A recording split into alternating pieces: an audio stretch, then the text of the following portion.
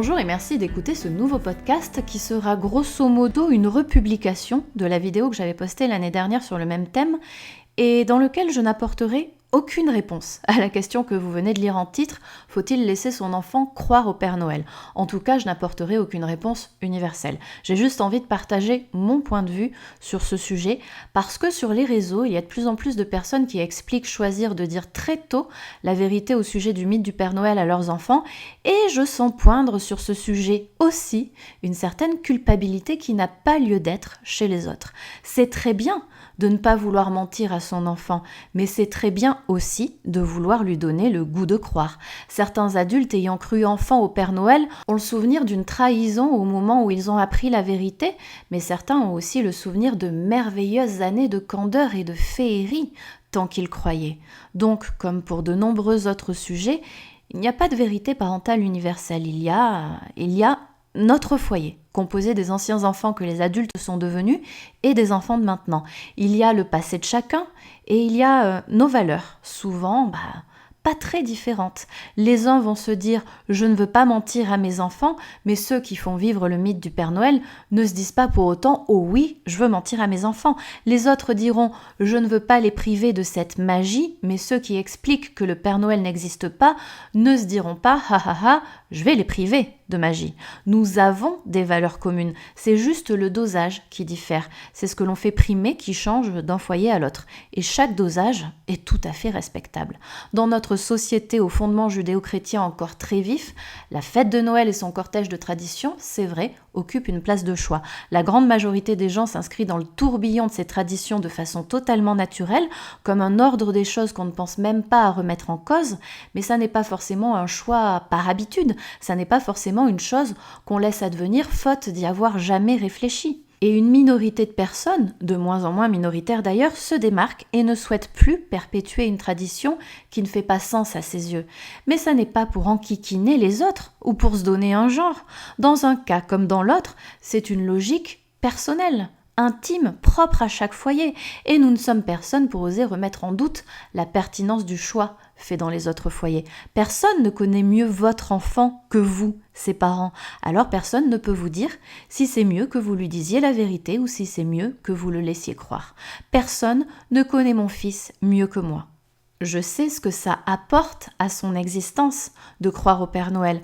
Je sais ce que ça engendrera quand il n'y croira plus. Je sais aussi comment on abordera la situation pour que ça apporte encore quelque chose de plus, de nouveau, à la construction de son être. Bref, je sais que pour cet enfant-là, qui est le mien, qui a grandi de la manière que je connais, dans le contexte que je connais, croire est source de beaucoup plus de joie que ne pas croire. Et je vais vous expliquer pourquoi, sans chercher à convaincre qui que ce soit, juste pour offrir un point de vue en attendant les vôtres. En fait, à l'époque où la question aurait pu se poser, il n'y a pas vraiment eu de choix, juste une évidence. Nino avait 2 ans et demi, c'était le Noël 2017 et il a cru au Père Noël. Il a cru au Père Noël de la même manière qu'il croyait à l'époque, par exemple, au pyjamasque.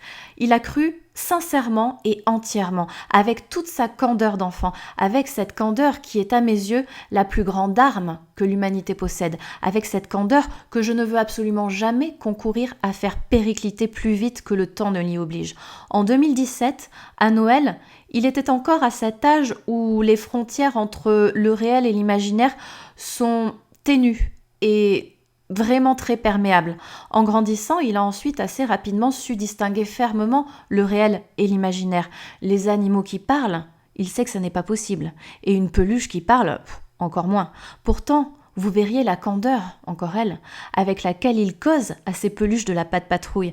À 4 ans et demi maintenant, c'est une volonté de sa part, à certains moments, plus ou moins long, d'ignorer bien correctement ce qu'il sait par ailleurs être la réalité et de s'abandonner totalement à une rêverie éveillée pleine de magie et de féerie.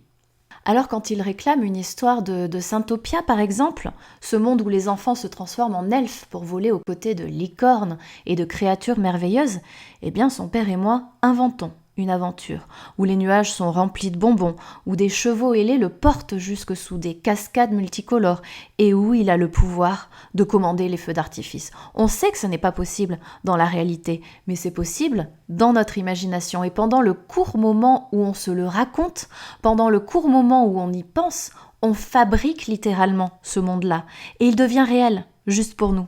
Le reste du temps, Nino est le premier à prendre un air blasé pour expliquer que, voyons, ce n'est pas possible un nuage qui fait pleuvoir de la grenadine. À 4 ans et demi, déjà, il a ce truc cartésien ancré au fond de lui. Il a ce truc qui fait que, objectivement, s'il se posait pour y réfléchir vraiment, il affirmerait qu'un vieux type sur un traîneau tiré par des rennes et qui passe en une seule nuit poser un cadeau sous chaque sapin du monde, ça tient pas la route.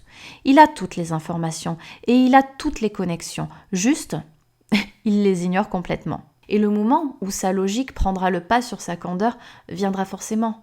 Cette bascule viendra forcément, mais elle viendra de lui. Elle viendra quand il sera prêt à renoncer pour de bon à la magie. Et je me souviens, quand j'avais son âge ou un petit peu plus, et que je croyais aux magiques, aux contes de fées et aux merveilleux. Et d'ailleurs, je me demande si j'ai pas toujours su.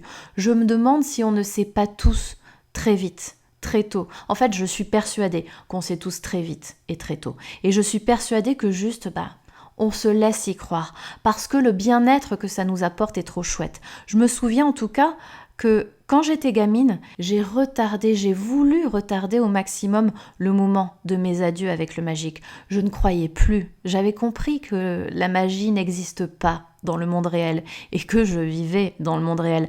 Mais pour me permettre de continuer à croire encore un peu, je me racontais qu'il y avait une autre magie, une vraie magie, une magie sans trucage celle-là, mais que c'était pas celle de la télé et des histoires, et que celle-là, elle était mieux cachée, et qu'un jour peut-être, si j'avais la foi, je la verrais. Tout ça pour dire que là où d'autres voient un mensonge et une trahison faite à ses enfants, je vois un don d'amour. Ces mondes enchantés auxquels je croyais à son âge font indiscutablement partie des choses qui ont rendu mon enfance si belle et qui m'en laissent aujourd'hui un souvenir absolument merveilleux. Je suis heureuse que Nino possède le sésame qui lui donne accès à ces mondes. Je suis heureuse que son si jeune esprit s'autorise sans se poser de questions à abandonner la logique de notre monde cartésien et qu'il puisse ainsi s'en aller arpenter des contrées imaginaires incroyables. On parle de lâcher prise à tout va ces temps-ci, c'est un graal ultime. Mais ne serait-ce pas là une forme incroyablement pure de lâcher prise ? Et puis, croire, ce n'est pas un acte irréversible et éternel. On croit et on ne croit plus.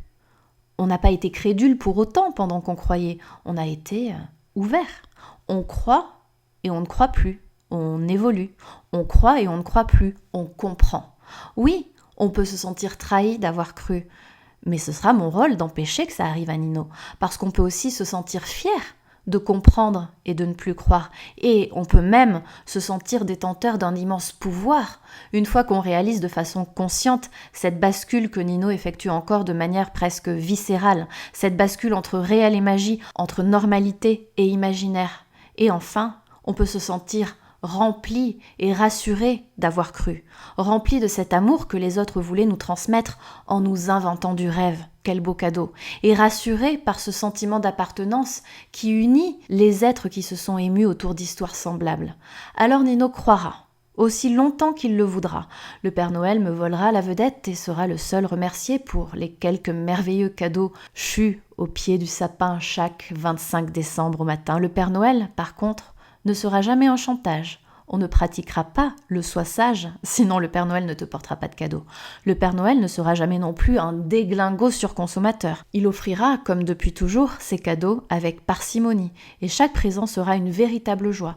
Et le Père Noël ne sera pas non plus l'entité qui cristallise tout ce qui fait Noël. Il y aura aussi, et surtout, la joie des préparatifs, la lettre qu'on lui écrit, mais pas comme une liste, encore moins comme une commande. Une jolie lettre pour lui demander comment il va et pour lui donner des idées de cadeaux pour nous et pour les autres. Il y aura la bienveillance envers notre planète et envers nos congénères humains à cette période plus encore que pendant le reste de l'année. Il y aura le sapin, la boîte de décoration qu'on ressort comme notre plus beau trésor, un trésor qui a 1000 souvenirs à raconter. Il y aura les marchés de Noël, les rues illuminées, le froid qui nous saisit quand on se promène la nuit, et il y aura surtout le partage et la chaleur humaine. Et un jour, quand il sera prêt, Nino ne croira plus au Père Noël. Le reste sera toujours là, et le souvenir de la candeur aussi. Je vous remercie d'avoir écouté ce podcast. N'hésitez pas à le partager sur vos réseaux. Vous pouvez aussi vous abonner à la chaîne et on se retrouve très bientôt pour plein de nouveaux contenus. Et en attendant, passez de joyeuses fêtes parce que je pense qu'il n'y aura pas de nouveaux contenus avant l'année prochaine. Passez de joyeuses et agréables fêtes, mais quand même, toujours, encore. Ah bah oui, il vous regarde le vieux barbu. Soyez sages.